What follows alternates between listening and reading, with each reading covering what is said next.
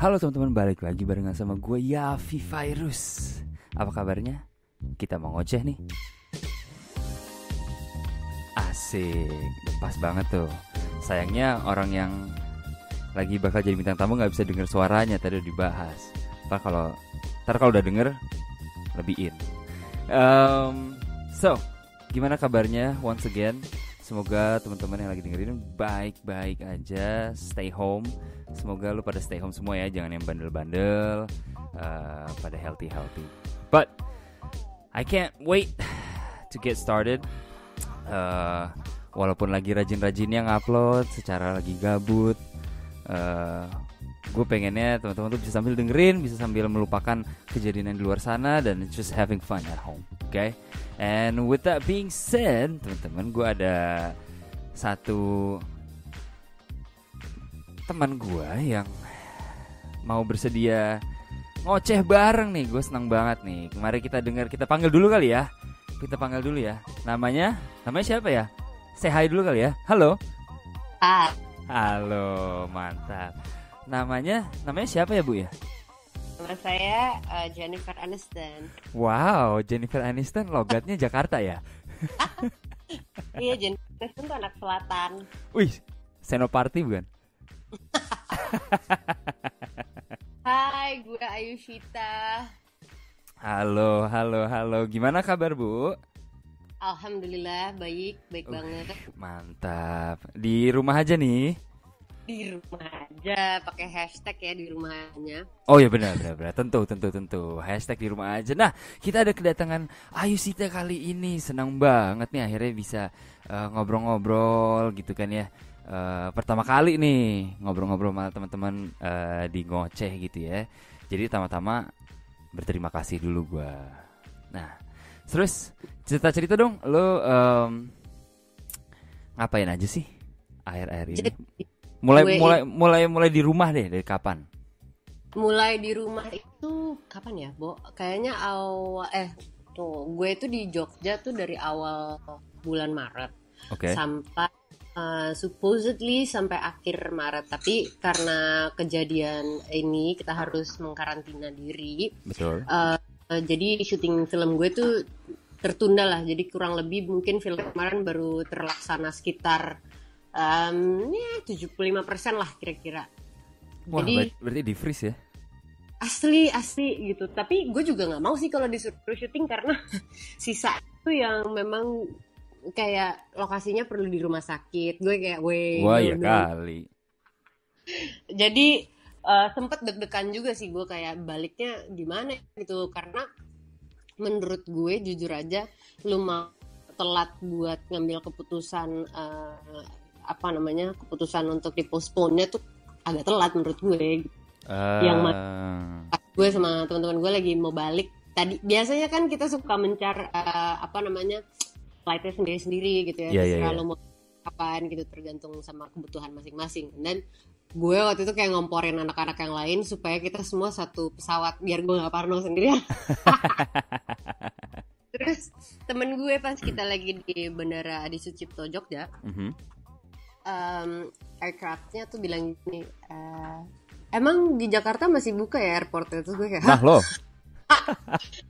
langsung lah, terus kita masa udah terbang gak jadi lagi masuk ke Jakarta, karena waktu itu udah sempat ada desas-desus yang bilang kalau dari Bekasi aja tuh udah nggak boleh masuk ke Jakarta. Cuma as you know ya, orang Jakarta atau orang Indonesia tuh kan seneng banget bikin berita-berita yang entahlah benar atau enggak gitu. Cuman ya waktu itu alhamdulillah gue masih bisa balik, dan begitu gue nyampe di adek gue langsung kayak gue dipertontonkan depan orang banyak, kayaknya gue baru mau masuk mobil sama adek gue udah langsung ditodong pakai disinfektan gitu. Lo fix di spray gitu ya? Sama koper gue juga. Abis itu baru kita cabut ke rumah. Tapi lega nggak sih akhirnya udah di rumah gitu, kayak lo udah lega? Iya kan? Gue jujur tuh sempat ada perasaan, kan sebenarnya kita udah mau bikin podcast ini dari waktu itu ya, Bo, dari waktu pas betul.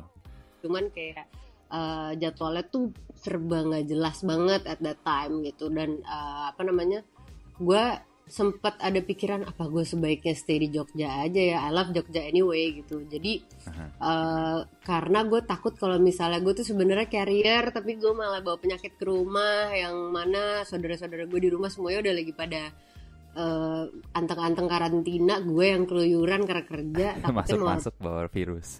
Gitu. Sempat gue parno kayak gitu. Cuman tetap aja ya tetap paling enak itu ya di tempat sendiri. Gitu. Iya sih, benar. Ya lo kalau di Jogja pegel juga kali makan gudeg terus ya. Gue nggak sebut, gue justru kok sama? manis banget soalnya. Sama. Wah. Tapi Jogja itu menurut gue adalah salah satu tempat yang menyenangkan banget sih, kayak selain Bali kayak standar ya kalau misalnya orang Jakarta. Liburan ke Bali, gue tetap suka banget Bali. Cuman menurut gue Jogja itu adalah pilihan lain yang sama menyenangkannya gitu. Makanannya juga enak-enak, tapi nggak cuma gudeg tuh. Setuju. Iya, gue kan keluarga asli Jogja ya. Oh gitu. Oh iya Bu, makanya sopan. Oh. Wong itu. Sopan dan manis-manis lah intinya gitu lah ya. Bahasa Inggrisnya medok dong. Wah, gila lu. Kalau iya itu ya jangan lah. Enggak apa namanya, kayak gue kalau kata nyokap gue, Mas kamu tuh gimana sih? Mas yang dipanggilnya masih Mas kan. Mas kamu gimana sih? Orang Jogja kok nggak suka gudeg tuh gimana? Terus kayak ya manis. Gue lebih sukanya pedes. Gue tuh doyan makan pedes tau gak lo? Iya. Gue itu kan suka mengulik kuliner ya. Kalau misalnya di di kota-kota lain. Gue juga orang Jogja. Oh iya. Setengah lah. Setengah. 4 lebih dikit lah. Jadi iya, dari keluarga bokap gue kan orang Jogja. Nah terus tuh kalau misalnya lagi ke sana, gue aja eksplorasi makanan-makanan karena gue emang suka banget makan, to be honest. Terus udah gitu banyak banget teman-teman gue tuh yang heran karena wah kok lo tahu yang kita malah nggak tahu gitu, yang Jogjanya sendiri malah nggak tahu tempat-tempatnya. Dan yang absurdnya lagi, gue tuh kayak di sana ada salah satu restoran namanya Dapur Manado, itu my favorite banget. Terus kayak lo aneh banget sih ke Jogja malah makan makanan Manado, karena menurut gue enak di situ. Jadi ya itu juga nggak ada salahnya kan, tetap di Jogja. Betul. Namanya lidah juga nggak bisa dibohongin sih, ya nggak sih? Iyalah namanya. Tapi itu juga jadi salah satu ini ya, kalau salah satu keuntungan lo ya, kalau misalnya lo lagi syuting kemana, lo lagi di daerah mana, tuh lo benar-benar jadi bisa. Jadi gini deh, pertanyaan gue gini, kalau misalnya lo lagi syuting di luar kota, kira-kira research apa aja sih yang lo lakuin sebelum lo ke kota itu? Gue kalau misalnya liburan, gue pasti udah bikin tuh, gue mau kesini sini. Pasti. Karena kan lo nggak mau dong buang-buang waktu, dan waktunya pasti terbatas. Gitu. Betul. Kalau misalnya cuma di dalam negeri, tuh gue suka go show, apalagi kalau misalnya sambil kerja gitu. Karena kan most of the time pasti kita pakai untuk kerja jadwalnya. Jadi gue tuh kayak kalau Jogja tuh banyak banget tempat-tempat yang menurut gue bisa kita datengin, kayak mau lihat sejarahnya, let's say kayak ke keraton aja tuh. Tempat yang bisa dieksplor tuh banyak banget gitu, selain keraton itself. I mean like kantornya kah atau apapun itu. Terus habis itu bisa ke candi-candi, terus bisa, gue suka batik pula, gue suka datengin ke tempat-tempat yang pengrajin batik yang memang bener-bener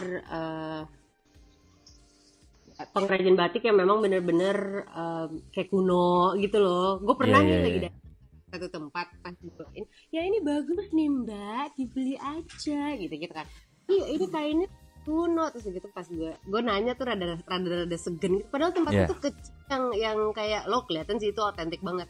Begitu gue pegang tuh, gue pegangnya sambil hati-hati banget karena kan takutnya lapuk ya. Cuman dirawat gitu, cuman gue takut salah gitu. Ketanya emang harganya berapa gitu, 90 juta. Ya kali. Langsung gue taruh pelan-pelan. Aduh, sampai keselak gue. Denger batik 90 juta, gokil. Ya iya sih, tapi kalau pikir-pikir bikinnya kan susah ya, Bo. Iya. Ngomong-ngomong soal batik, koleksi batik lu banyak kayaknya nih. lumayan sih. Iya, soalnya yang waktu lo main ke LA itu, iya kan? Apa namanya? Iya. Beda hari kayaknya beda batik tapi kayak wow. Oke, oke, oke, oke. Gitu. Jadi gue mikir nih kalau ke LA aja bisa bawa 2 batik yang kayak gini berarti koleksinya banyak nih. Asik nih. Gue kalau waktu itu kan ya enggak sih, gue tiap kali lagi ke US nggak selalu kayak bawa batik kayak Ya, pengen banget. Gue kalau bawa gitu. harus di endorse kayak sama Menteri Pariwisata. Kalau belum. Uh, gue gue waktu itu karena kan memang ke sana mau bawa film Kartini kan. Betul. Jadi emang ya untuk menghormati acara dan juga filmnya sih gue jadi Sesuai image lah ya. yoi gitu. Mantap, mantap, mantap.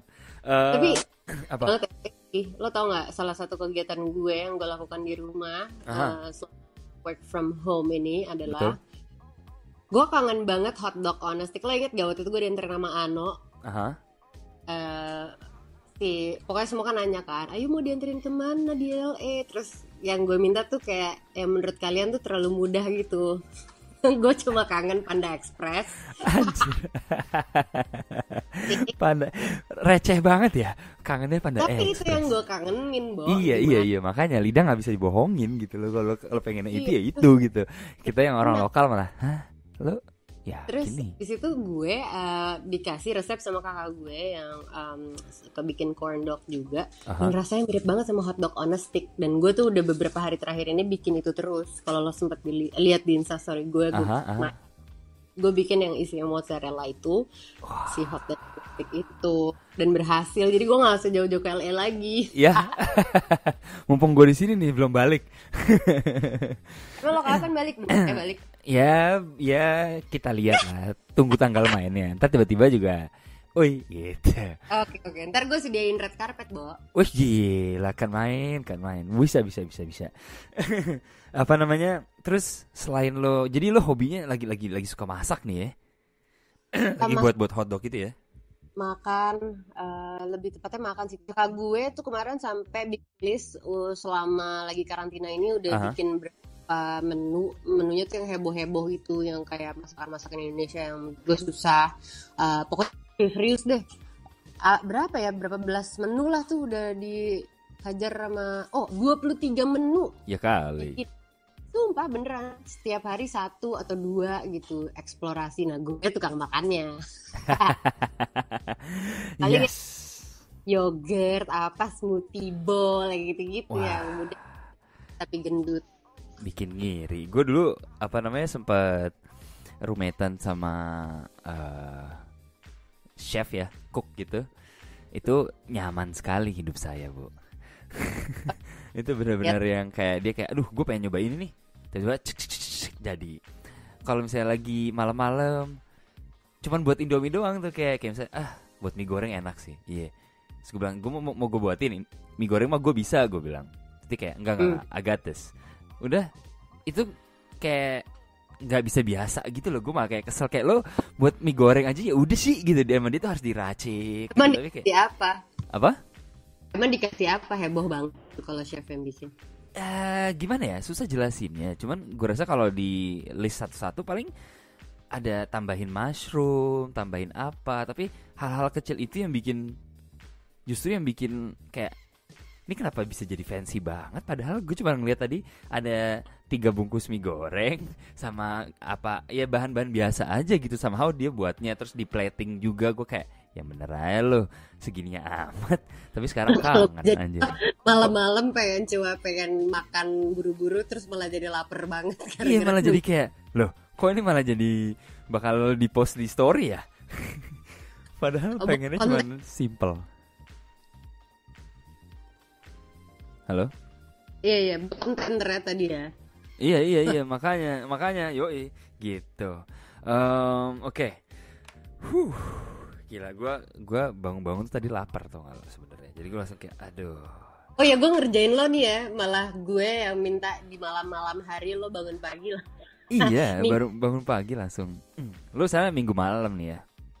Minggu malam udah mau Senin lagi, tapi kan everyday Sunday sekarang. Iya, nggak ngaruh loh. Gue berapa kali tuh sempat kayak, ini hari apa ya? Gitu kayak. Iya, kayak semua orang di rumah mulu tau gak lo. Oke, But anyway, kita sekarang gue sih sebenarnya pengen nyoba mengulik sedikit kehidupan profesional kali ya. Personal nanti aja kali ya. Kehidupan profesional. Kehidupan personal nggak terlalu menarik. Asik. Bisa aja lah. Ya kalau personal profesional kan lo misalnya lo sibuk nih misalnya nih kerja segala macam. Lo buat teman-teman yang juga dengerin misalnya mereka ada yang workaholic juga gitu kan. Kira-kira lo punya tips kayak biar kehidupan profesional sama profesional sama personal lo itu bisa seimbang? Lo ngapain sih? Kayak what do you do to make sure itu tuh balance gitu lah. Kalau gue sekarang justru lebih ke menikmati, ya udahlah Bu, terima aja lagi kayak begini gitu. Toh maksudnya melihat situasi sampai kamu terbesar pun istirahat gitu ya kan. Cuman memang setidaknya kita bisa tetap produktif dengan ngerjain hal-hal yang ya contoh paling gampang masak gitu kan. Terus ya yang orang-orang banyak lakuin, teman-teman gue tiba-tiba semuanya pada jualan masker kain, which is good gitu kan, karena kan bikin kita produktif. Terus udah gitu tetap mencoba mencari nafkah dengan cara yang bisa apapun itu gitu. Kita kan bisa, ternyata karya yang dibikin tuh banyak banget, apalagi buat para YouTuber tuh kayaknya kayak heaven kali ya, maksudnya. Iya, orang pada di rumah. Iya gitu, banyak banget yang bisa dilakuin. Cuman kalau gue sih tadi ada kepikiran apa gue jual aja ya nih hotdog gitu. Cuman gue nggak tahu. Kalau gue jujur karena kalau gue 2 tahun yang lalu mungkin gue akan kayak stres, gue nggak pergi sama sekali. Gue kebiasaan kerja yang terus-terusan gitu. Cuman nggak tahu kenapa sejak tahun lalu somehow gue tuh memang udah sangat mengurangi pergi-pergi. Oke. Secara nggak sadar. Jadi sekarang tuh dihadapkan dengan karantina kayak gini tuh not a big deal gitu buat gue. That's kayak cool. gue embrace it kayak malah jadi lebih aware sama what's happening ini kayak kesana berat sih yang gue omongin, cuma maksud gue kita jadi gue jadi berpikir bahwa gila ya, kalau misalnya nggak ada kejadian kayak gini mungkin buminya akan lebih parah lagi, itu menurut gue. Betul. Terserah demo segala konspirasi, semua orang bilang ini dibikin kayak ini ada si negara ini itu apa segala macam, terserah. Cuma maksud gue kalau misalnya nggak diizinin sama Tuhan ini terjadi, so it won't happen gitu kan. Cuman makanya gue justru mikir gini, kalau gue lagi sibuk, gue biasanya bisa pergi dari rumah tuh like 2 minggu, sebulan untuk syuting either di luar kota ataupun luar negeri. Nah sekarang tuh gue justru lagi embrace banget, gue bisa ngumpul sama kakak adik gue gitu, walaupun gue jadi jarak gue ya karena hal ini, karena gue takutnya kalau misalnya cuman gara-gara kangen sebentar, terus takutnya kan kalau orang tua lebih weaker badannya tuh, gue takut kalau misalnya malah serah gitu loh. Jadi ya sekarang sih intinya dinikmatin aja yang ada, dan kalau misalnya mau produktif ya menurut gue itu very good idea sih buat kayak tetap rajin, kayak misalnya bikin podcast, kayak bikin YouTube, apapun itu kayak banyak banget sebenarnya lakuin di rumah gitu. Yoi, ini berat banget nih, kayaknya Gemini nih orangnya. Alah lo emang udah tahu kan Gemini. Amal lagi. Kenapa? Mau sok ngeramal. Yoi, ketahuan gitu langsung. Alah, barusan diketik aja paling. Kalau apa namanya, lo tandemannya sama yang apa namanya, yang standar. Ih ramal gue dong kalau tahu sih. Gitu Iya benar. Lo udah biasa disepik lo kayaknya lo. Karena gue tuh gak nyepik. Oh ya gitu. Boleh dicoba. Nah, apa namanya? Oh iya, ngomongin kan lagi di rumah nih, jadi ngebahas dulu sebelum kita masuk ke kayak pengalaman lo sebagai yang suka main film segala macem. Lo mumpung lagi di rumah, lo kira-kira sekarang lagi sering nonton streaming service nggak, kayak nonton series apa film yang gue kayak gitu? Ketularan adik gue nonton apa Cil? GTO, Great Teacher Onizuka. Itu kan udah lama ya sebenarnya. Apa itu ya? Gue malah nggak tahu. Jepang itu. Ah. Lo nggak tahu sih? Gue malah nggak tahu loh. Gue lagi bingung juga, lagi nyari-nyari apa ya, series. Kemarin gue lagi nonton Entourage, udah mau habis. Terus gue mulai Oke, yang lama itu ya, move on kali. gue justru nggak, masalahnya seru banget loh. Kemarin tuh udah gue rekomendasiin sama yang lagi pada dengerin juga, gara-gara gue ngeliat yang interesting itu adalah, itu kan kejadian di zaman kita kayak tahun 2000 ya, which is kita masih kayak SMP, SMA gitu kan, awal kuliah segala macam.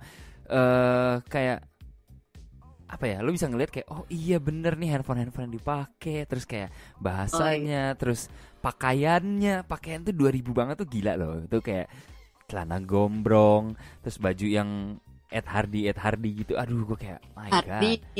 Yoi, makanya terus kayak nih norak banget nih, terus rambutnya.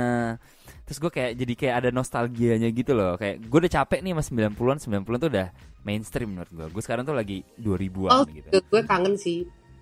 Iya, terus apa sih, kayak artis-artis kayak Jessica Alba nongol, terus ada si ini nongol. Gue kayak gila anjir. Ini artis zaman dulu yang zamannya gue dulu sukain gitu loh. Kalau di Netflix, kalau Friends tuh kayak forever gue tonton ya. Maksudnya udah hafal mati, udah hatam berkali-kali juga tetap aja kadang gue setel yang kayak yang penting nyala aja gitu buat nemenin gue di kamar kah, atau ya pokoknya yang penting nyala gitu. Tapi kalau misalnya yang gue sempet tonton lagi tuh ada apa namanya, waktu itu gue ditularin sama kakak gue nontonin series Prancis.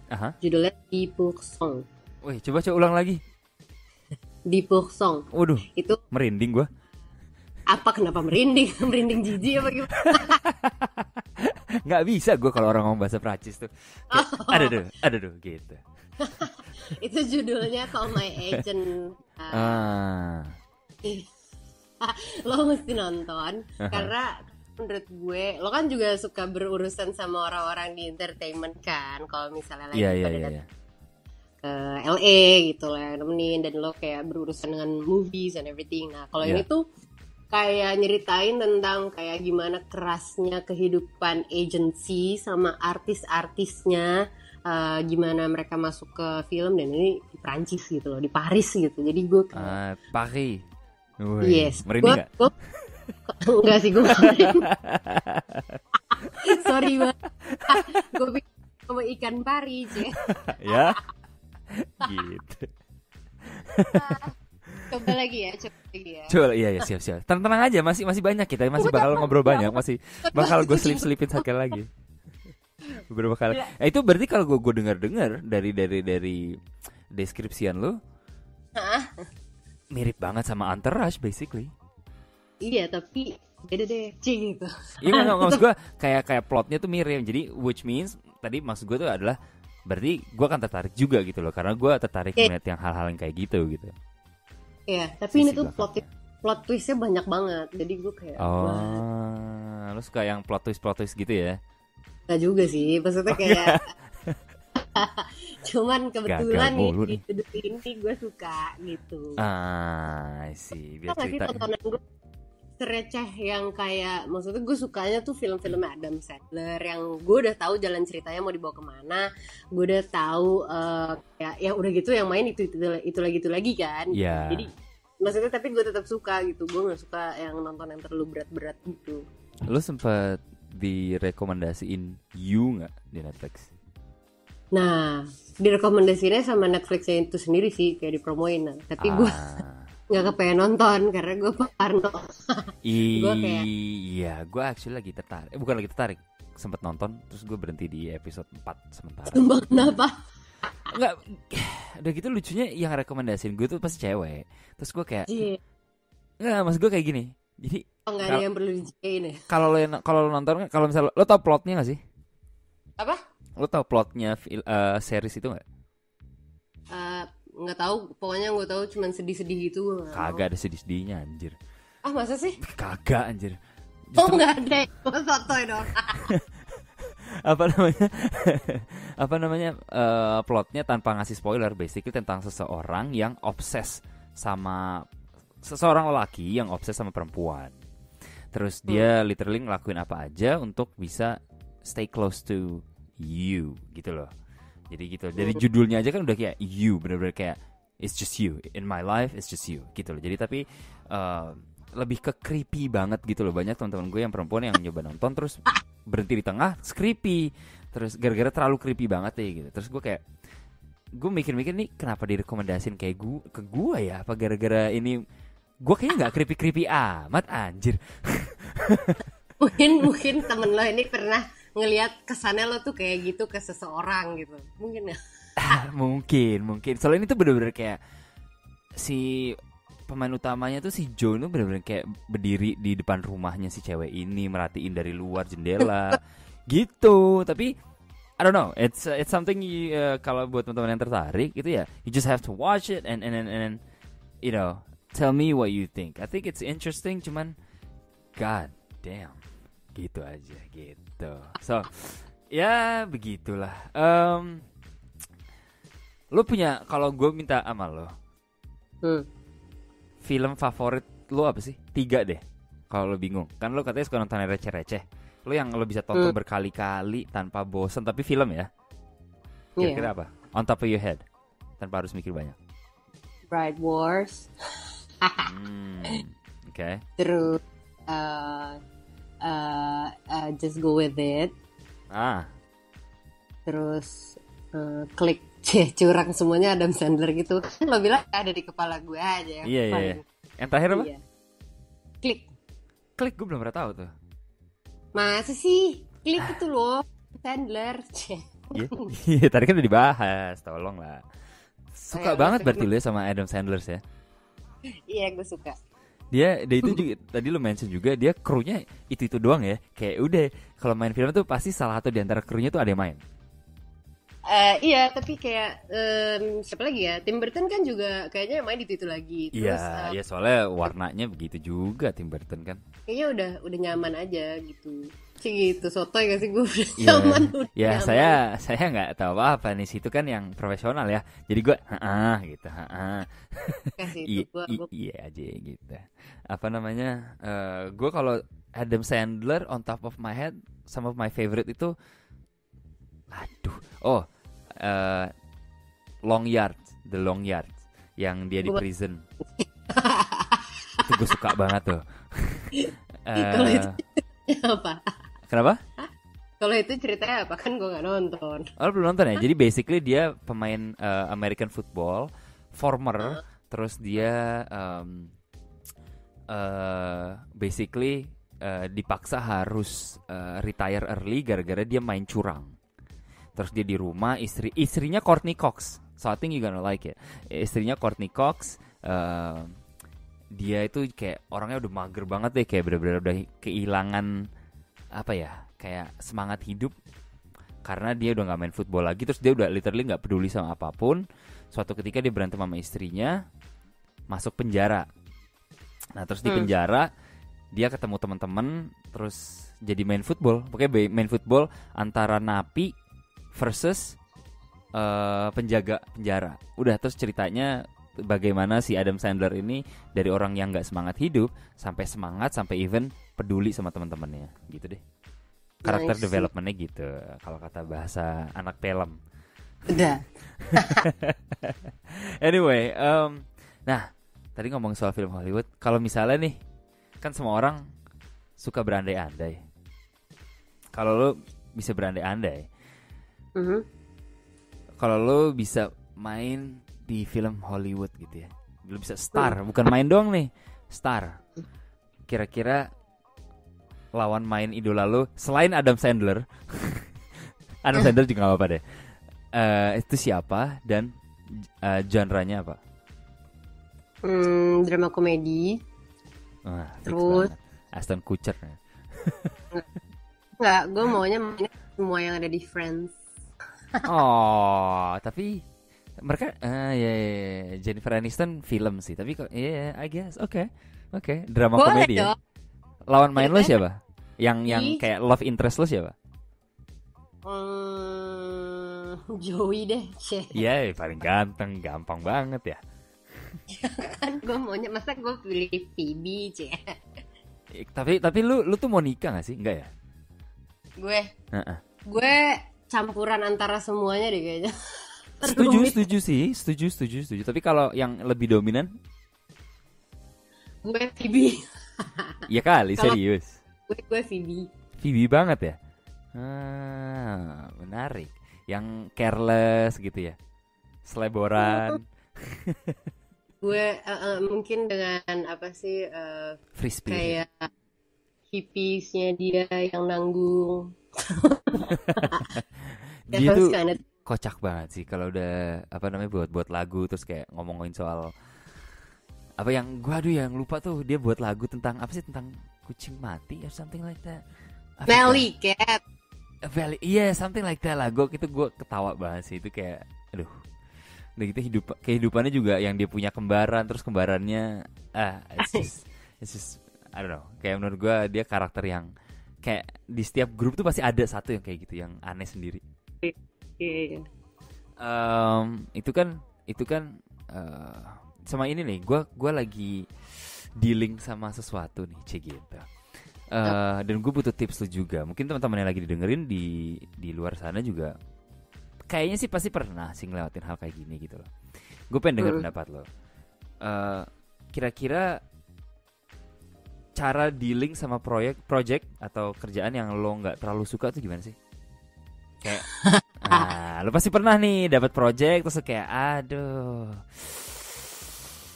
Tapi udah nyemplung gitu ya, Bo? Iya udah deh gitu. Itu gimana tuh ngejalan? Gue,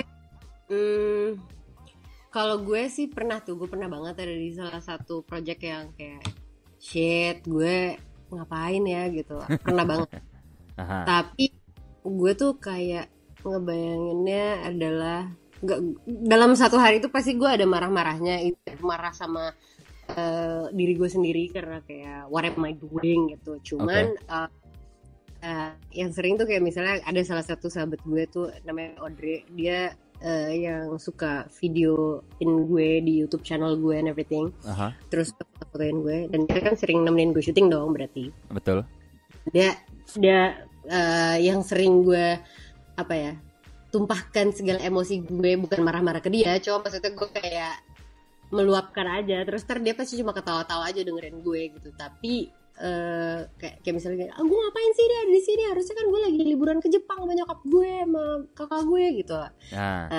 Begitu dia cuma mendengarkan, kayak dia tahu itu hanya gue butuhkan untuk melegakan diri gue aja, tapi gue jalanin anyway. Dan gue keep telling myself that kayak ya udahlah, hidup tuh sehari cuma 24 jam, besok dan seterusnya. Dan gue tahu ini bakal ada batasnya gitu, kayak bakal selesai let's say like within a week or 2 weeks gitu. Kayak ya udahlah, telan aja gitu, nanti juga selesai kok gitu.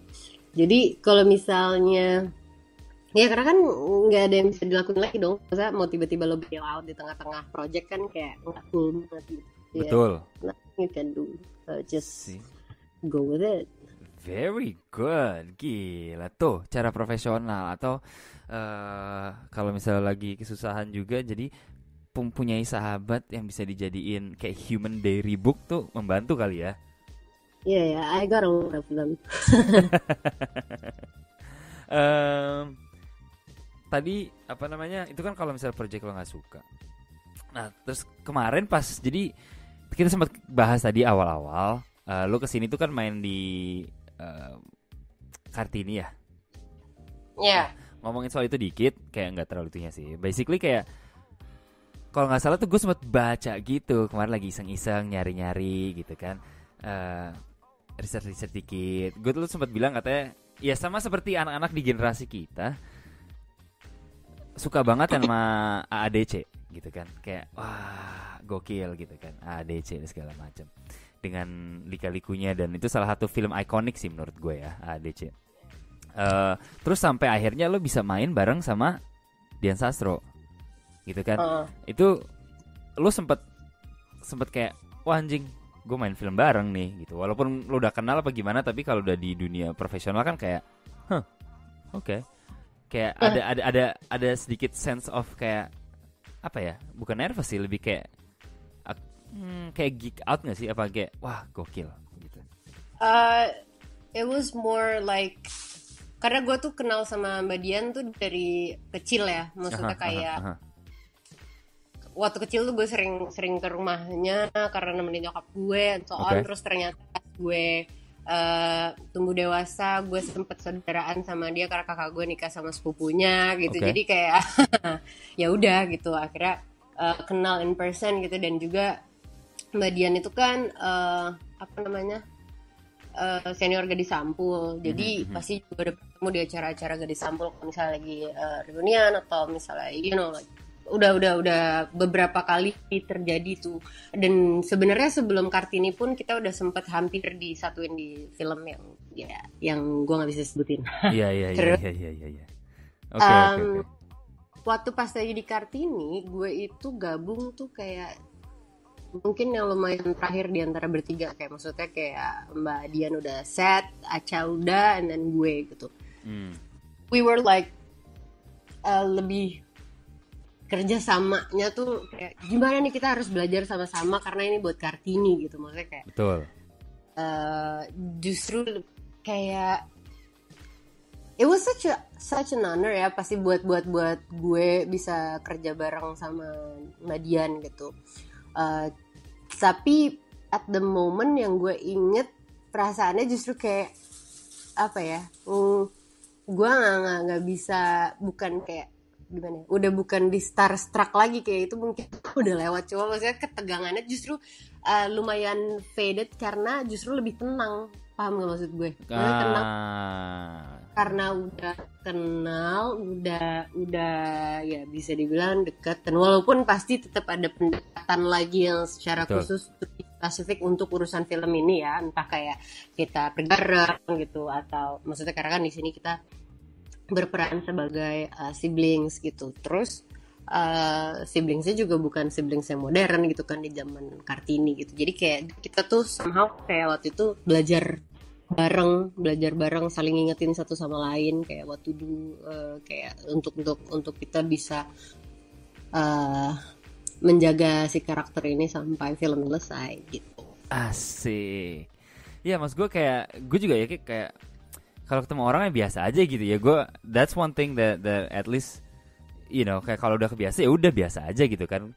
Kalau udah ketemu orang-orang yang baru atau ketemu orang yang sering lo lihat di film or something, kalau orang tuh kayak starstruck, gue kebetulan biasa aja gitu, rata-rata ya udah gitu aja gitu ketemu, karena I treat them as human juga gitu, kayak treat you as human, I treat everybody like as human, nggak kayak lo mengidolakan banget. Tapi gue nggak bisa memungkiri waktu dia kesini kemarin yang filmnya apa tuh yang tentang makan, Aruna dan Lidahnya. Aruna, gue tadi mau ngomong Arjuna.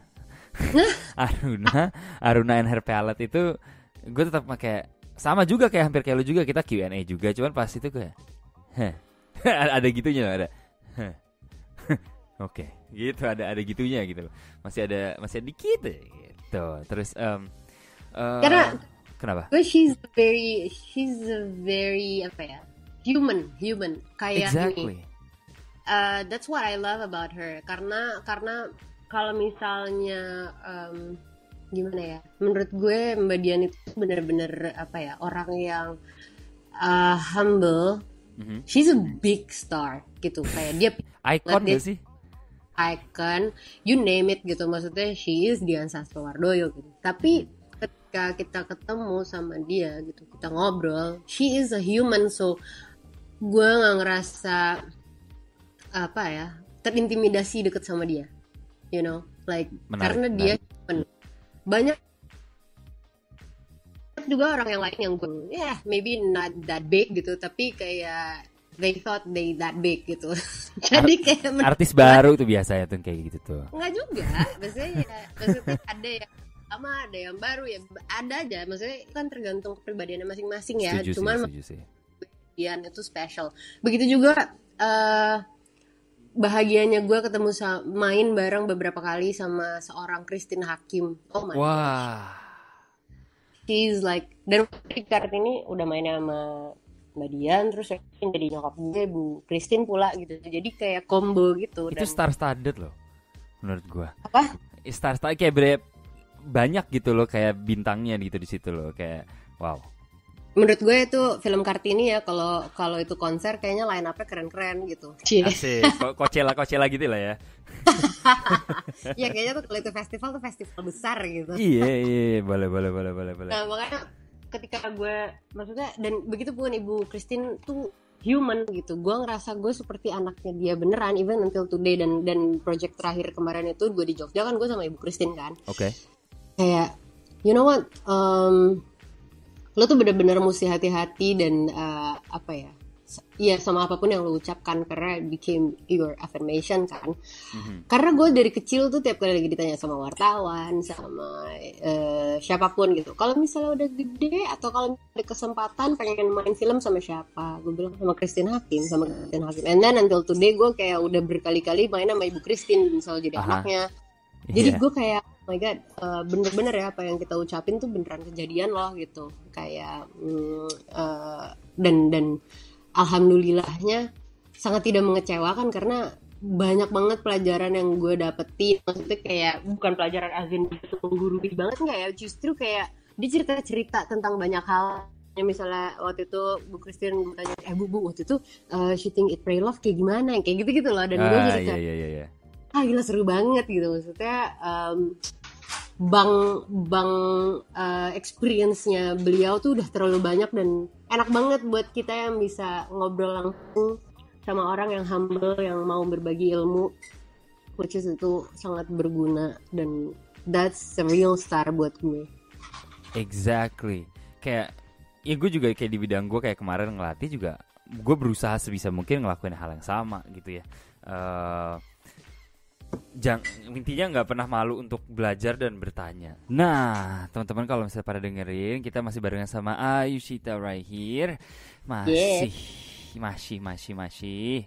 Nah, tadi kita udah sempat ngomongin banyak tuh tentang dari kegiatan dia di rumah, terus cita-citanya pengalaman syuting bareng salah satu idolanya, Ibu Christine Hakim. Terus kita udah banyak belajar nih, sedikit-sedikit nih ngobrol ya. Tahu dia suka banget sama Adam Sandler dan film-filmnya, nontonnya kerjaannya Friends mulu gitu kan ya. Terus kalau mau pasanginnya sama Joey, ya udah nggak ada lagi nggak sih, paling cakep aja. Nggak ada otak nggak apa-apa, yang penting cakep, at least enak dilihat gitu. Kalau Joey kan karakternya gitu nggak sih? Tapi dia kan sweetheart. Oh iya, kayak gue lah, lumayan. Bedanya gue nggak ada mukanya. Cuman doyan makan, dongo sama sweetheartnya aja cukup lah. Anyway, nah tadi udah sempat ngobrol-ngobrol itu, kita sedikit review doang tadi. Nah terus, by the way, lu punya binatang peliharaan kan? Yes. Kucing ya? Iya. Punya anjing nggak? Dulu gue punyanya anjing, sekarang kucing. Tiba-tiba ada 3 di dalam rumah, di luar ada 5. Di luar ada 5. Ini anjing yang di luar itu, yang di luar itu kucing apa namanya? Stray cat. Oh, oke. Jadi tapi sering main gitu ya? Iya, dan akhirnya mereka stay. Oh, I see. Gara-gara sering dikasih makan ya? Iya. Kira-kira bedanya lo kan lumayan unik nih situasinya. Lo dulu pernah punya anjing, sekarang lo punya kucing gitu kan ya. Kira-kira bedanya cat person sama dog person tuh apa sih? Gue setelah akhirnya udah pernah merasakan punya dua-duanya dan gitu ya. Menurut gue nggak ada tuh kayak cat person, dog person gitu. Menarik. Kenapa? Karena ternyata ya basically lo suka binatang apa nggak, itu aja sih. Oke. Karena beda banget, maksudnya beda bangetnya tuh kan mungkin dulu ya pola pikir gue ketika gue belum pernah pelihara kucing, itu mikirnya kalau punya anjing tuh lebih enaknya karena dia bisa diajak main, bisa kayak diajarin ini itu gitu. Iya. Dan gue nggak tahu, menurut gue kucing gue tuh somehow kayak anjing. Kucing gue kayak anjing. Iya, kayak bisa pinter. Ternyata bisa berkomunikasi gitu dan thoughtful. Jadi banyak yang hal yang gila ternyata enak banget ya punya kucing gitu yang contohnya kayak misalnya kita lagi sedih terus dia bisa nyamperin yang kayak nemenin kayak gitu. Terus setuju. nggak ada kucing. Terus abis itu justru yang enaknya adalah kalau misalnya kita baru adopt atau baru beli gitu ya, sering banget tuh kejadian kita harus ngajarin dulu kan, kayak ngajarin pupnya di mana, terus habis itu kayak nggak boleh ini nggak boleh itu. Nah kalau kucing tuh dia lebih bersih, jadi kayak ya udah yang penting lo sediain litter box and then ya udah gitu. Dan nggak yang harus lo ajak jalan-jalan all the time gitu, kayak nggak ada jadwal-jadwal yang kayak gitu. Jadi yang pernah kok kucing gue ditinggal begitu saja dan dia kayak tetap bahagia aja karena kan very independen gitu loh kayaknya kalau kucing. Jadi gue ngerasa lebih nggak ribet aja. Setuju. Tapi kucing tuh ini tuh nggak lo, kayak makanya ada apa sih peribahasa malu-malu kucing. Sebenarnya mau tapi gayanya tuh kayak apaan sih lo gitu kan. Gue juga punya kucing kan, kita gue sering komen-komenin kayak literally kucing lo yang abu-abu tuh mirip banget sama kucing gue gitu loh, kayak iya mirip banget, persis banget. Gue gak tahu itu jenis apa, cuman mirip banget sama kucing gue. Dan dia tuh kalau misalnya mau gue manja-manjain tuh gak mau gitu loh, kayak apaan sih lo gitu, kayak geser gitu kayak kemana. Terus gue kok udah galau, terus kayak aduh bete, gak ada diajak main. Terus gue mainan HP atau gue lagi putus lagi, patah hati gitu ceritanya, dia tahu gitu loh, nyamperin kayak kenapa lo gitu, terus dia jilat kaki gue apa ya beneran thoughtful. Iya thoughtful bener juga sih, kayak gue nggak tahu ini pernah kejadian sama lo apa enggak, cuman gue pernah bener-bener waktu itu gue tersendak-sendak gitu nangis gara-gara sesuatu lah, terus tiba-tiba aja gitu kucing gue datang dan bener-bener ngeongin gue gitu. Yafi, stop, jangan ngomongin kucingnya. Gue pengen tahu lo tersenggak-senggak tuh sampai kenapa, gara-gara apa? Itu bukan topik kita. Topik kita kucing, tolonglah. Ya tersedak-sedak terus itu kayak datang gitu, kucingnya datang ke kamar terus ngeong-ngeong kayak miau miau, kayak marah gitu, kayak lo jangan nangis anjing gitu. Kayak gue kayak terus kayak dia ngelus-ngelusin kepalanya ke kaki, terus jadi kayak terus abis itu kalau udah kayak gitu kan lo jadi apa ya, kayak luluh gitu kan. Terus kayak ya udah sini main sama gue, tapi giliran diajak main nggak mau, cabut lagi anjir. Suka dia. Iya suka dia banget kalau punya kucing tuh anjir, kayak aduh. Kalau anjing kan emang bener ya, kalau anjing emang dasarnya ya pinter aja gitu. Bisa nggak tahu ya, lebih bisa diajak komunikasi dua arah gitu loh. Kalau diajak main tuh mau gitu main. Kalau kucing tuh ya suka-suka dia aja, kalau dia lagi mau kalau dia lagi enggak. Gue mau cerita soal si stray cat ini. Boleh banget. Jadi gue kan punya udahlah ada beberapa yang come and go. Satu nih yang stay namanya Miro. Akhirnya kita kasih nama Miro. Lucu dia banget. Tuh pernah bandel banget tuh, kayak nyangsang di rumah tetangga gue di depan. Terus dia meong-meong lama banget, terus gue kayak teriak-teriakin dari seberang rumah gitu, makanya kayak keluyuran di sini aja gue gitu kan. Sampai akhirnya gue tuh emang suka ngajak ngobrol binatang gitu. Terus habis itu akhirnya kita jemput gitu, maksudnya gue jemput ke rumah tetangga. Terus yang nyebelinnya tetangga gue bilang gini, iya nih harusnya nggak boleh masuk sini. Ya ini kan bukan punya saya, orang dia keluyuran sendiri, gue bilang gitu. Terus gue mau berbuat baik, gue jemput dari rumah lo gitu kan. Terus ya udah, gue kasih tahu nih dia, udah makanya kamu stay aja di sini, nggak usah keluyuran, di sini enak ada makan. Lo tahu dia stay lah tuh ya di sini, bener-bener udah nggak pernah ke rumah-rumah depan lagi. And then waktu berjalan dia punya anak, apalah, terus tiba-tiba ada satu kucing baru yang kita pikir nih kucingnya galak banget tuh, kayak kok aneh ya, terus kayak nggak tahu deh, pokoknya psikologisnya tuh kayaknya terganggu deh. Terus sampai no I'm serious, terus udah gitu kayak dia gini, pas gue ajak kenalan ternyata baik banget, sopan banget, manja banget. Akhirnya kita kasih nama Cookie. Sampai waktu itu suatu saat gue lagi pergi siaran. Pokoknya udah beberapa lama dia nih stay di rumah gue ya, si Cookie ini, karena gue jatuh cinta sama dia, kayak kita suruh mah jatuh cinta karena kayak oh baik banget nih kucing, terus sopan banget, terus yang kayak suka sayangin semua, tapi dia very very diam gitu. Terus akhirnya tiba-tiba dia nggak ada lagi di rumah sampai berapa lama ya, seminggu. Gue kayak ya udahlah ntar juga datang lagi. 2 minggu nggak pulang-pulang, ada kali 3 minggu. Gue sama kakak gue tuh sampai sedih banget kayak dia kemana ya, aduh, karena mengingat dia kan kayaknya psikologis gitu tadi, tapi kita belum sempat lihat sama sekali. Nah terus gue tuh sampai lagi tengah-tengah siaran gue yang pagi-pagi buta itu, sampai gue WhatsApp mate gue bilang si Kuki udah balik belum sih mbak, gue bilang gitu. Terus udah gitu enggak, belum balik. Aduh tolong dong, gimana ya kalau ada kenalkan biar dia mau di rumah terus. Udah ibu siaran aja katanya gitu daripada konsen katanya. Terus habis itu gue kan sampai gue ke bawah mimpi gitu, kayak kepikiran nanti dia makannya gimana apa segala macam. Dan kakak gue yang beda rumah punya kelinci. Ini gue agak jumping ya ceritanya. Punya kelinci hilang. Terus dia tuh dapat pelajaran dari pokoknya dia pernah baca artikel atau nonton tentang lo tuh ternyata bisa ngobrol sama stray cat. Terus ini dari Jepang gitu metodenya. Akhirnya kakak gue itu menerapkan lah, bilang sama stray cat di daerah rumahnya, bilang gini, nanti kalau kamu ketemu sama kelinci aku yang warnanya ini, terus namanya ini, terus habis itu tolong ya dianterin ke sini, kasih tahu rumahnya yang ini, bla bla bla bla bla gitulah ya. Dengan kayak pokoknya believe it, habis itu ya udah diserahkan pada alam semesta. You know what?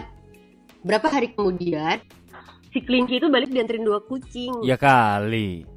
Sumpah beneran difotoin terus kayak beneran balik, kuncinya tiba-tiba di depan rumahnya, balik bawa kelinci gitu loh. Sumpah, akhirnya gue terapkanlah itu sama waktu gue lagi nyari Kuki. Gue bilang kakak gue, terus kan udah tahu cerita itu dari kakak gue kan, maksudnya kakak gue kita langsung menerapkan nih kayak yuk coba kita cari Kuki, kita ajak ngobrol si Miro. Nah Miro kan masih suka jalan-jalan dong. Gue bilang Miro tolong dong nanti kalau kamu ketemu Kuki itu loh yang biasanya ada di sini, yang gini ciri-cirinya bla bla bla bla bla. Terus habis itu tolong ya suruh dia stay di sini gitu. Terus udah nih sehari, 2 hari, 3 hari. Terus gue sama kakak gue tuh bener-bener yang kepikiran kayak aduh kasihan nih anak nih kemana. Terus di taman deket rumah gue tuh pas gue pulang, tiap ada kucing yang bentuknya mirip tuh gue berhenti. Aduh bukan lagi Kuki, gue cari bukan lagi, sampai yang ketiga bukan lagi. Ya udahlah semoga aja balik ya gitu. Pas gue lagi parkir depan rumah gue, kakak gue turun duluan, terus dia teriak dari dalam bilang, Kuki balik, tiba-tiba Kuki ada di rumah.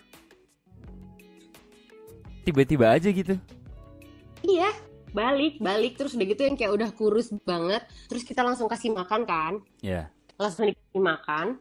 Terus dia nggak mau makan dulu, terus bener-bener yang sayangin kita suruh mah kayak lo tau gak sih orang hilang terus pulang terus kangen banget gitu. Iya. Terus kan kayak wow orang Jepang ini menemukan metode seperti ini dan berguna banget buat gue. Dan sampai detik ini ada di depan muka gue tuh ada si Kuki lagi tidur. Kuki, oh my god, wah. Magic ya? Itu magic sih. Bener. Kenapa? Bener kan gue karakternya lumayan kayak Phoebe. Iya bener enggak, tapi sekarang gue penasarannya adalah kira-kira itu bisa berlaku nggak ya buat seseorang yang hilang di hidup gue? Gitu. Ya elah.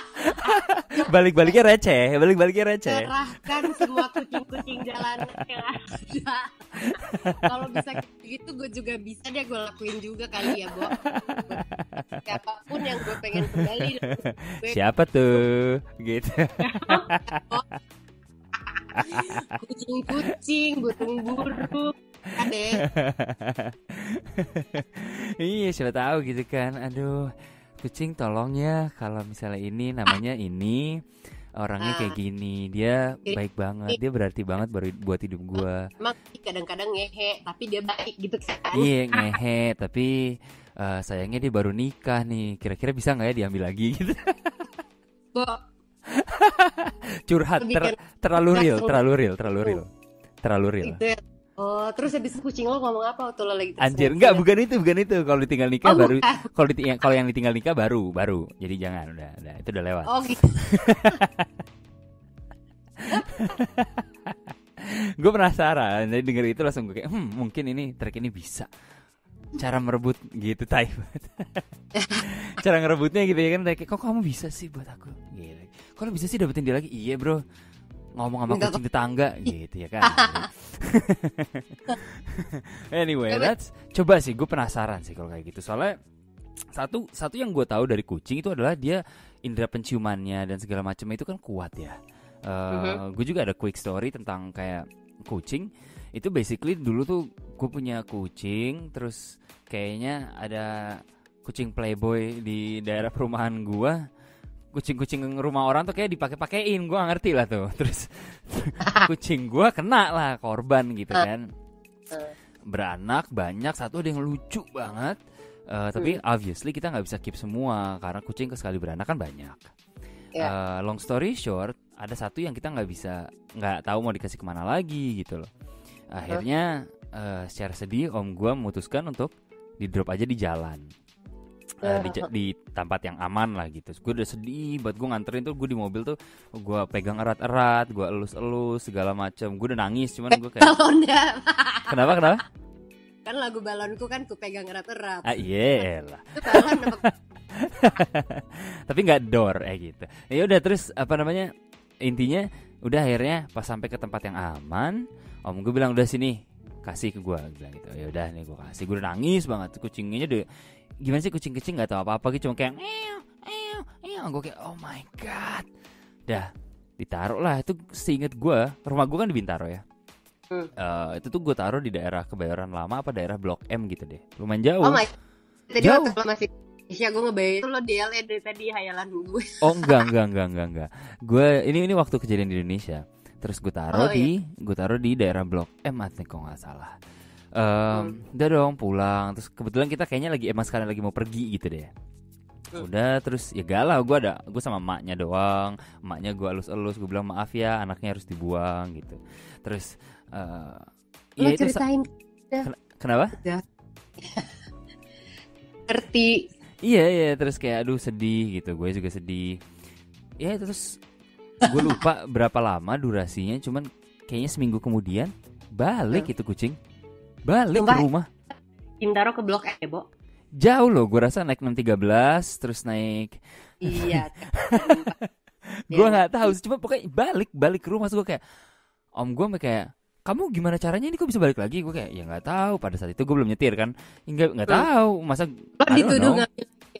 Iya kali gue cari lagi gitu kan, kayak terus balik lagi. Satu gue nggak bisa nyetir, terus ya masa gue harus maksa orang untuk kayak nyetir terus nyari kucing gitu kan. Secara di Jakarta banyak kucing liar gitu, tapi akhirnya balik lagi. Gokil, itu salah satu pengalaman gue yang kayak kan, these cats are real man, they're the real deal. Oke, sekarang gue mau jump into your apa ya, kayak acting lah ya ceritanya ya, acting bahasa yang tepat tuh apa ya, ritual kali ya, bukan ritual sih, lebih kayak gue penasaran sama hal-hal di balik layar gitu. Nah, ini gue dulu lu pernah ngambil kelas psikologi nggak? Tertarik sama psikologi nggak at least? Gue tuh dulu sebelum ngambil performing arts communications, gue tuh sebenarnya sejujurnya gue mau ngambilnya psikolog, tapi begitu tahu sekolahnya lama, terus weekend tetap kelas, gue males. Iya. Gue juga akhirnya pindah ke Markom kan. Terus, nah ini loh, jadi tapi gue juga pernah, ya kan gue juga ngambil kelas-kelas teater gitu-gitu kan. Terus satu yang gue dapetin, salah satu kesamaan yang gue dapetin dari kelas psikologi dan kelas acting itu adalah lo dua-duanya itu sama-sama mempelajari sifat seseorang, gitu kan, ya kan? Jadi mereka bisa dibilang hampir kayak interchangeable gitu loh, karena kalau pelajari karakter otomatis lo harus pelajarin sifat-sifatnya gimana, terus kayak tendensi mereka gitu kan. Nah, sekarang pertanyaan gue adalah, menurut lo nih, dengan memerankan karakter-karakter yang berbeda, kan lo udah mainin banyak karakter gitu ya, menurut lo itu ngebantu lo untuk menjadi orang yang lebih understanding gak sih? Pengertian? it's more like understanding about differences ya. Maksud gue kayak gue lebih tolerir sama, maksudnya gini, karena ketika kita lagi mempelajari seseorang, maksudnya ini di kehidupan apapun itu ya, maksudnya kan kita pasti ketemu sama orang yang kita nggak bisa tebak secara, maksudnya dalam hitungan menit lo nggak bisa langsung tahu what's the background, but somehow kalau lo pernah mempelajari tentang psikologi, pasti lo jadi tahu seenggaknya, like gini misalnya lo tahu nih orang bitter tapi kayak lo bisa menduga atau kasih assume kalau oh ini mungkin dia di rumahnya gini you know, terus kind of thing. Iya, betul. Iya, jadi lebih pengertian ke arah situ. Jadi kadang kalau misalnya ketemu sama orang yang agak mean tuh gue kayak oh ya mungkin dia ada masalah lain di hidupnya dia gitu. Jadi lebih pengertian dong. Yes. Ya, jadi ya itu menurut gue salah satu yang lumayan menarik ya dari sisi acting dan as well as psychology. Kayak lu bener-bener kayak mempelajari gitu loh, instead of ngejudge gitu. Lo lebih kayak sebenarnya itu hitungannya ngejudge sih dari sisi soft ya, kayak sisi lembutnya tuh kayak lo bener-bener menilai mereka gitu. Oh, I might say it's not judging but it's observasi sih, Bo. Iya. Kayak kalau judging kan konotasinya negatif ya, lebih ke observasi sih, bener. That's a good one. Yeah, that's a good term. Kayak observasi. Oh, dia gini, mungkin dia ada masalah di rumah kali gitu ya. Daripada kayak anjing nih orang gitu doang, lo lebih kayak nih kenapa nih orang kayak gini gitu kan, beda ya cara kita ngerespon ke orang-orang. Iya. Nah, terus ini selain mempelajari karakter dan dialognya si karakter ini, kira-kira menurut lo karakter ketika lo lagi prep gitu ya, pre-production, lo belajar ini segala macam, lo reading, terus lo mempelajari karakternya, menurut lo persepsi orang luar yang gimana ya, gue nanyanya yang enak tuh, kayak orang-orang tuh kadang-kadang suka menganggap remeh tentang aktor gitu. Ya elah lo main gini doang ya nggak bisa gitu loh. Kayak menurut lo dari apa sih yang mereka nggak lihat, yang mereka remehkan dari sebuah preparasi lo gitu sebagai aktor? Banyak menurut gue yang kadang suka, sekarang apalagi ya, karena kan kayak semua orang bisa jadi reviewers buat movie. Betul. Gitu kan, kayak dikulik, oh ini acting kayak gini, ini acting gitu. Selayaknya dia adalah guru aktor banget gitu kayaknya tuh udah ahli banget. Kayaknya hebat bener, ya. Ya, nah dan menurut gue gini, banyak yang paling sering terjadi tuh misalnya mungkin nggak cuma gue aja ya, mungkin ini juga pasti sering terjadi sama gue juga gitu. Banyak yang bilang si Ayushita main di sini ya kayak dia aja gitu, nggak acting gitu. Itu kan sering ya. Iya. Cuman gue mikir gini, gue nggak bisa juga langsung memprotes apa pendapatnya dia gitu. So gini, gue bisa aja bilang so tau banget, kenal gue juga enggak gitu kan. Cuma yang berikutnya, atau mungkin juga mereka menilai berdasarkan dari acting satu film ke film yang lainnya, kayak menurut dia nggak ada significant difference gitu. Mungkin bisa dari apapun itu. Cuman satu yang pasti, yang gue tahu, yang gue rasain, yang sering gue jalanin adalah ketika kita lagi main film, kita kan udah karakter ya. Sebelum pas kita lagi menjadi preparation, menurut gue faktornya tuh banyak banget untuk jadi sebuah karakter yang is not always about yang main adalah aktor yang bagus. Kalau misalnya yang ngedirect jelek, kalau yang edit filmnya jelek, kalau lawan mainnya jelek, itu juga bisa jadi faktor-faktor yang sangat berpengaruh besar untuk si aktor itu sendiri. Itu menurut gue. Makanya setuju. Gue selalu berpikir bahwa film itu adalah kerja kolektif. Jadi kalau misalnya satu bagus, pasti karena orang lain. Begitupun sutradaranya. Kalau misalnya sutradaranya bagus, pasti karena kru ataupun pemain yang lain gitu. Sounds cliche, but that's true.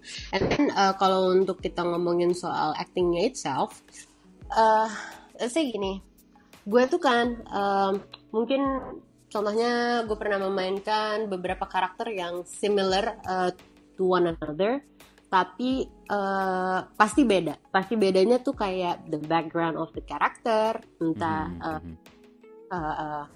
background like misalnya kehidupan secara ekonominya bagaimana, pendidikan bagaimana, terus dia gaul gimana, itu kan jadi pengantar untuk gue sebagai seorang aktor untuk mau bawainnya kayak gimana, kayak. Nah terus sementara gue mikir itu pasti ada difference-nya, cuman kan tetap aja mainin Ayushita gitu. Pasti kalau misalnya yang nonton ngerasa kayak itu adalah Ayushita banget, well itu Ayushita, cuman itu interpretasi lo terhadap karakter tersebut nggak sih? Iya, jadi nggak salah kalau misalnya lo pikir ada sisi Ayushitanya yang masih nyangkut, dan menurut gue itu bukan sebuah dosa besar juga sih gitu. Maksudnya ya kayak contoh nih, balik lagi kayak misalnya kita ngomongin siapa, Jennifer Aniston di segala macam film gitu ya. Dari satu film ke yang lain, film dia kan genre-nya kebanyakan drama komedi gitu. Betul. Banyak ada Rachel banget gitu, kayak mungkin kelamaan main di Friends gitu. Sementara gue mikirnya kayak enggak juga sih gitu. Maksudnya bisa juga karena si produser berpikir she's very bagus buat di film ini gitu. Tapi memang ada karakter yang similar sama Rachel, ya gimana gitu. Maksud gue ya tetap aja dia Jennifer Aniston, tapi dibuktikan dengan ketika dia dapat project lain. Contoh kayak misalnya apa tuh filmnya dia, apa seriesnya dia yang di Apple TV yang sama yang Chris. News itu ya? Iya, apa judulnya gue lupa. Itu gue dia lumayan beda loh di situ. Terus banyak juga, I mean like itu semua tergantung sama apa namanya, ceritanya sama directingnya gimana gitu. Jadi ya pasti ada slightly, maksudnya ini nggak cuma bicara di Indonesia ataupun di Hollywood ya, menurut gue pasti adalah yang nyangkutnya. Tapi bener kalau misalnya soal psikologi, kita pelajarin seseorang dan banyak karakter banget gitu untuk meranin sebuah peran di perfilman gitu. Dan so far sih kayak misalnya yang sangat terbantu banget ya, kayak misalnya ketika gue main di film What They Don't Talk About When They Talk About Love, panjang banget ya judulnya. Oke. Itu film karyanya Molly Surya yang apa namanya, berhasil masuk di Sundance Competition, World Competition tahun 2013 kemarin. Gue sempet. Nah, terus itu salah satu film yang gue seneng banget maininnya. Kenapa? Karena itu filmnya memang film yang mungkin bukan film yang easy buat ditonton. Tapi menurut gue seneng tuh, kan yang Molly sendiri yang ada ya. Itu salah satu keuntungan buat gue sebagai pemain, kayak karena gue jadi bener-bener bisa mengerti, mencoba paham kayak apa yang sebenarnya lo pengen sampein di tulisan lo. Karena gue sebagai pemain tuh seneng banget kalau dapetin skenario, pas gue reading, pas gue lagi proses reading, habis itu masuk ke workshop, blocking, lagi shooting, and then pas gue nonton hasilnya tuh sesuai sama apa yang kita kulik sama-sama waktu kemarin workshop, you know, kayak right. Itu yang gue dapetin di filmnya Molly yang gue main itu. Jadi kayak no wonder orang banyak yang bilang kayak karakternya beda banget, jadi kayak orang yang beda banget. Iyalah, orang gue di situ berperan sebagai tunanetra itu, maksudnya tapi pasti tetap ada kalau orang yang criticize banget pasti mungkin tetap aja ada view banget, paham kan maksud gue? Jadi ngerti. Tergantung lo lihatnya gimana sih. Tapi itu salah satu film yang gue seneng banget mainnya gitu, hasilnya gue puas nontonnya gitu. Puas ya. Kalau gue sih ngelihatnya kalau to put it in a simple way, sama kayak kalau misalnya seorang musisi nge-cover lagu artis lain gitu loh. Kayak misalnya I don't know, Jared Leto nge-cover lagunya Miley Cyrus. Lagunya lagu Miley Cyrus, tapi Jared Leto pasti akan tetap bawa suaranya dia, warnanya dia terhadap lagu tersebut. Iya kan? So I think that's a simple way to do it. Or that's a simple way to put it gitu. Nah, terus kalau gue dive deeper into technicality stuff, kan pasti ada namanya acting itu kan, pasti ada, lo harus bisa yang namanya memancing emosi kan untuk bereaksi terhadap sebuah scene gitu ya. Ketika ada scene yang emosional, cara efektif apa sih yang lo biasa lakuin untuk mancing emosi tersebut. Contohnya, misalnya lo harus scene marah atau nangis. Kira-kira yang lo lakuin tuh, soalnya beberapa ada yang pernah bilang, lo pikirin aja hal dari kehidupan personal lo yang buat lo marah atau sedih. Nah, terus dari situ lo bisa, jadi ekspresi lo bisa pure keluar. Tapi ada juga yang tapi secara gue pikir-pikir, ada juga yang pernah bilang ke gue gini juga, kayak ya kalau lo udah jadi karakter dia, dikatain atau emang kejadian itu sama karakter dia, itu harusnya udah natural gitu loh. Nah, kalau lo punya nggak sih kayak cara-cara tersendiri tuh untuk mancing emosi-emosi tersebut? Gue itu tipe orang yang kayak metode orang sih, setiap metode setiap orang sih berbeda-beda banget ya. Jadi kalau menurut gue seorang aktor itu bisa memainkan sebuah emosi pasti kalau dia udah pernah merasakan sebelumnya. I mean like menarik. Ceritanya gini, lo pernah makan jeruk nipis? Pernah apa nggak? Pernah. Iya, gue nanya. Pernah. And then gue suruh lo acting makan jeruk nipis. Lo tahu kan rasanya? Tahu. Lo akan menimbulkan muka yang bagaimana, lo tahu kan? Asem. Can you imagine kalau misalnya lo seorang aktor yang gue suruh acting makan jeruk nipis, tapi lo nggak pernah ngerasain jeruk nipis sebelumnya, lo kan bisa ngeluarin yang aneh gitu kan, misalnya lo menikmati banget ya. That's why gue bilang kita tuh saat yang diperlukan ketika mau main adalah pengalaman. Itu udah pasti pengalaman, either lo di dalam film ataupun enggak gitu, karena itu bisa banget buat nganter. Tapi gue nggak pernah menggunakan itu untuk jadi trigger untuk kepentingan gue acting. Contoh kayak misalnya adegannya nangis. Terus di kehidupan nyata gue disuruh bayangin aja baru putus sama cowok lo lah. Terus kalau misalnya karakternya sebenarnya nangisnya gara-gara masalah lain, pasti lo keluar nangis beda, betul. Jadi gue pasti 99% gue mengandalkan karakter itu sendiri instead of myself. Gitu. Karena susah, karena pasti akan beda gitu, cara keluarnya tuh beda gitu. Reaksinya beda ya. Ya, dan yang sangat ngebantu tuh biasanya apalagi kalau kita dapat pemain-pemain yang sepaham gitu, yang kayak satu frekuensi dengan cara energi. Kenapa gue ngomong energi di sini? Karena itu benar-benar ngebantu banget kalau misalnya lo udah di satu frekuensi sama lawan main lo. Cuman disentuh aja tuh ya sebelum take tuh lo bisa kayak tiba-tiba nangis banget kalau misalnya. Tapi kalau misalnya nggak satu frekuensi, biasanya mental lagi tuh. Paham nggak sih? Kayak gue bakalan bisa. Gue lama banget, tapi ada juga aktor yang kayaknya tuh matanya kayak keran, tinggal di on off tuh kayak bisa aja. Kebetulan gue tuh bukan orang yang kayak gitu. Gue butuh waktu, gue butuh konsentrasi yang lebih mungkin lebih lama dibanding sama orang lain gitu. Jadi kuncinya sih mending bener-bener pahamin karakternya pas lagi di workshop. Pastikan ada proses pembentukan karakter. Nah itu barulah gue bisa benar-benar paham, oh dia backgroundnya begini, dia tingkat sensitivitasnya segini, dia itu and so on such thing. Ngerti. Wah ini sangat ini ya, insight-nya gue suka nih. Tapi lo pernah gak sih dalam kehidupan keseharian lo menggunakan acting skill lo untuk whatever? Ayo. Kayak pura-pura sedih padahal gak sedih, atau kayak pura-pura seneng padahal lo gak seneng. Dan fail. Jadi gini. Iya.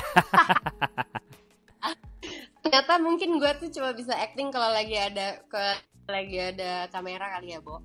Jadi waktu SMA, nah lo, gue itu pengen banget cabut sekolah. Tapi gue nggak bisa, maksudnya gini, nggak bisa yang kayak orang-orang yang nggak suka tuh gue manjat-manjat pagar. Pokoknya gue tidak mau melakukan kriminalitas. Pokoknya gue maunya diizinin udah pulang gitu kan. Aha. Gue tuh nggak pernah berhasil. Kayaknya guru-guru gue tuh nggak percaya kalau gue pengen pulang karena gue pengen pulang gitu. Maksudnya kan mendingan lo izinin aja kan kalau daripada anak muridnya bohong gitu. Cie Betul. gitu, gue sok simpel. Sementara gue waktu itu bawa shading yang krim, gue inget banget mereknya MAC waktu itu. Gue taruh di tas gue, terus gue ke kamar mandi, gue taruh. Kalau tuh shadingnya tuh kan udah coklat gitu ya, gue taruh di bawah mata. Pokoknya gue putin deh. Niat banget ya. Makeup karakter sakit gitu ceritanya. Terus udah gitu. At that time, gue tuh lagi minum obat kurus, Bu, yang bikin lo tuh jadi agak-agak tremor kalau lo belum makan gitu. Oke. Terus ini goblok banget sumpah. Terus gue dengan bodohnya, nggak tahu itu bodoh atau memperdalam karakternya, gue minum kok, jadi tangan gue beneran jadi tremor dong. Kan sakit. Terus habis itu gue langsung kayak yes, oke, gue pamit nih, gue pamit sama guru gue. Bu, saya nggak kuat, Bu, saya nggak enak badan, gini gitu. Pulangnya, Bu, saya izin. Oh iya, kamu pucet banget, katanya gitu kan. Iya, Bu, saya bener-bener kayak demam nih, Bu, enak badan. Ya udah, telepon orang tua saya semua di kantor, Bu, saya bawa mobil kok, tapi nanti saya pasti kabarin kalau saya sampai rumah gitu. Itu kan maksudnya mau jujur ya, Bu. Iya. Terus udah apa? Kata guru gue, nggak, kamu terlalu pucet, jangan bawa mobil sendiri, kamu gue tidur di UKS, saya pulang, ngapain kan? Ya udah akhirnya gue tidur. Terlalu convincing, I think, I don't know. Terlalu gue deep ya. Asli itu gue kayak, ya nih gue malah jadi pulang, cuman UKS tempatnya juga kayaknya nggak menyehatkan gitu. malah nggak steril ya di UKS ya. Pengennya cabut. Tadi ngomongin soal itu juga, gue tadi pengen nanya, pertanyaan gue selanjutnya itu adalah kayak gini deh, kadang-kadang lo tuh tahu, kayak semua orang gitu, kayak gue juga pernah ngelakuin ini, kayak lo tuh kadang-kadang tahu lo punya apa ya, bukan advantage ya, lebih kayak karena status lo tahu lo bisa get away with certain things, oke? Kayak gue waktu itu apa ya, kayak ini, gue pernah diberhentiin polisi gara-gara gue waktu itu gue main ke SF nih. Gue main ke SF pagi-pagi, terus gue sampai SF subuh-subuh, terus gue tidur deket Golden Gate sama teman-teman gue. Oke. Nah terus digerebek sama polisi, digerebek. Terus gue kayak, apaan nih? Terus gue play the race card. Karena gue tahu kita orang Asia, kita bukan orang dari ras lain yang dapat apa sih, kayak stereotip yang buruk gitu loh. Itu gue udah kayak itu gue omongin terus kayak we don't have anything. Ditanyain lu ada drugs, ada guns and everything. Terus gue kayak we're Asian guys, like we don't have anything. Kayak udah cek ID segala macem. Orangnya tuh jadi kayak si officer itu lebih mudah untuk percaya sama gue karena gue tahu gue punya advantage itu dan gue pakai. Ngerti nggak lo? Dan akhirnya udah gue dipulangin, nggak even dikasih tiket atau apapun. Padahal sebenarnya emang nggak boleh tidur di situ gitu loh. Kalau ada jam-jam tertentu yang nggak boleh berhenti di situ. Gitu. Nah, pertanyaan gue ke lo adalah, lo pernah nggak sih menggunakan status lo sebagai artis untuk keluar dari sebuah masalah? Kalau gue secara aja menggunakannya sih enggak ya, cuma secara tidak sengaja gitu banget gue dapat keuntungan dari kerjaan gue ini gitu. Misalnya ya bisa dua-duanya sih, cuma ya kalau misalnya kita mau bicarain soal advantage, bukan ada tendensi untuk gue kayak showing like that's fine, you work for it, that's okay. no. Karena kalau gue menganggap ini adalah it's just my profession gitu. Right. Just that. Karena ya I don't know, mungkin karena gue udah in this industry since I was 3. Right. So ya udah, ini kayak it's not thing yang kayak kayak artis gitu kayak yeah. Nah, cuman maksudnya yang sering kayak kalau misalnya kita lihat advantage itu kayak misalnya gini, kayak sesimpel lagi cari parkir gitu, terus tukang parkirnya udah hafal mobil gue, Dia tuh bisa yang kayak di sini aja, kayak langsung yang paling dekat sama pintu masuk gitu, yang lucu-lucu gitu. Terus habis itu apalagi ya, kayak misalnya ntar tiba di upgrade kalau misalnya lo lagi buka kamar di hotel apa Aha, kayak gitu udah tahu. Oh ini si ini gitu. Iya, ada ya. ada Terus atau advantage-nya lah ya. ya, atau misalnya lo biasa langganan di cafe mana, terus ya lo lebih mudah dapet table misalnya kayak gitu. Hmm, Jadi di cafe ya lebih table. ah Ya terus kalau terus. di kita kan ini table itu kayak mencari jarum di jerami kalau weekend. Oh, gue kira kayak nyari Susah jodoh. banget dapetin book. Oh enggak sih, ribet itu. Gitu. Jadi lebih kayak gitu sih. Cuman pernah juga yang menurut gue agak kurang asiknya tuh, sempet juga gini, kayak waktu itu gue lagi ke Bali sama adik gue. Mhm. Terus gue bawa kredit card nyokap gue. Terus Gitu sih, gue tahu ini nggak boleh dilakukan. Terus habis itu gue kayak cuma pengen pakai biar gue bisa masuk di lounge-nya pas lagi di airport. Kan sebenarnya bisa juga lo bayar kan. Maksudnya pokoknya si lounge itu kayak cuma mau nerimanya kartunya apa sampai apa, you know, yang kayak aha, gitu aha, kan. aha. Terus gue bawa kartu sakti nyokap gue ini, tapi atas nama nyokap gitu. Aha. Terus yang mana katanya ya orang Indonesia kan nggak terlalu ngecek ya, jadi kayak yang penting gesek, yang penting nggak di decline ya lo bisa masuk gitu kan. Nah, terus dia pas dilihat nama nyokap gue, terus dia kayak bolak-balik tuh ngeliatin minta ID gue, terus kayak mau make sure, kayak dia tuh cuman dia nggak yang sampai ngomong Mbak kita ya, nggak sampai kayak gitu, cuman dia tahu ini nama ini kartu tuh tidak sesuai dengan muka gue. Mbak saya boleh minta ID, terus dia tuh kayak tuh kan kayak gitu loh, tapi semuanya tuh nggak diomongin. Jadi Mbak udahlah ini punya ibu saya, tapi maaf Tapi lo nggak mau ngomong juga gitu ya. gue kayak ya gue ini sih lumayan hargai, walaupun akhirnya ujung-ujungnya gue bisa karena nyokap gue telepon kayak apa itu punya anak saya beneran, iya itu anak saya beneran. Ujung-ujungnya bisa, cuman maksudnya kayak gue hargain itu orang beneran secure, nggak kayak orang Indonesia yang lain. Cuman itu ya kadang gue kayak gue jadi nggak sekarang bawa kartu nama nyokap atau bokap gue gitu buat belanja gitu. Gue aja gitu. Karena di ujungnya malah jadi masalah ya. Ember. Itu dia, makanya dengerin kata-kata orang tua. Nah, wah gila, nggak kerasa nih udah hampir 1,5 jam ngobrol sama Ayusita di sini. Seru banget. Gue mau berterima kasih. Sayangnya kita sudah berada di penghujung acara gitu loh. Kayak sedih banget, tapi gue senang banget udah bisa ngobrol, dan semoga lo mau ngoceh-ngoceh lagi barengan kita next time. Siapa tahu ke LA Pak, kalau sebelum gue balik Jakarta ya, sebelum gue for good Jakarta ya.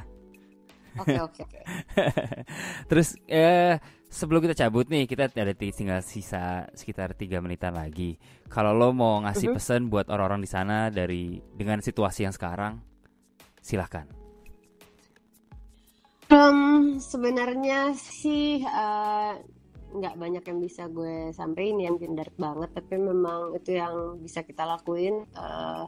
Sekarang stay di rumah, nikmatin, syukurin, stay sama orang-orang yang ada di rumah lo, sama keluarga lo. Jangan sampai nyesel, nurutin aja apa yang dibilang sama pemerintah setempat supaya kita semua sama-sama sehat, semuanya cepat selesai, dan soon kembali normal dan kita bisa silaturahmi lagi sama-sama. Yang paling penting adalah jangan terlalu larut dengan keparnoan dan kesedihan. Being happy is most important things for now. Dan paksain buat jadi produktif, apapun itu yang lo lakuin, selama itu positif, just do it. Awesome. Thank you once again. I cannot thank you enough. Tadi seru banget, kita udah ngobrolin banyak banget ya, dari mulai kucing, cerita kucing sama kucing liar, caranya lo naruh pesan ke kucing liar, terus hobi-hobinya dia yang buat hotdog, terus sampai gue bisa tahu dia ternyata Gemini. Terus cerita tentang pengalaman dia acting sama Ibu Christine Hakim. Terus wah banyak banget deh. Jadi thank you banget. I swear it's a pleasure, it's an honor gue bisa ngobrol lagi sama lo. Sukses banget buat lo. Thank you banget, sama-sama, ditunggu. Sorry banget nih secara jauh kita nggak bisa, gue nggak mau membajak film, jadi gue belum banyak nonton film lo lagi yang terakhir. Jadi nanti catch up-nya pas sudah di Jakarta aja kali ya. Sure. Alright, well, thank you. I cannot thank you enough. Buat teman-teman yang lagi dengerin juga, thank you for your time. This has been a really fun episode, and jangan lupa lah di share, dibantu share biar teman-teman semua pada dengerin. Jangan lupa juga kemarin kan gue sempat ngeluarin channel yang klip-klip yang namanya Ngondek. Itu singkatan dari ngoceh pendek, di mana lo bisa dengerin potongan-potongan klip. Potongan-potongan klip kita untuk topik-topik tertentu gitu loh. Jadi kalau misalnya lo nggak bisa dengerin 1,5 jam secara full, ada alternatifnya gitu. So, with that being said, be nice to one another. Stay safe, and I'll see you next time. Bye. Say bye. Thank you. Bye-bye.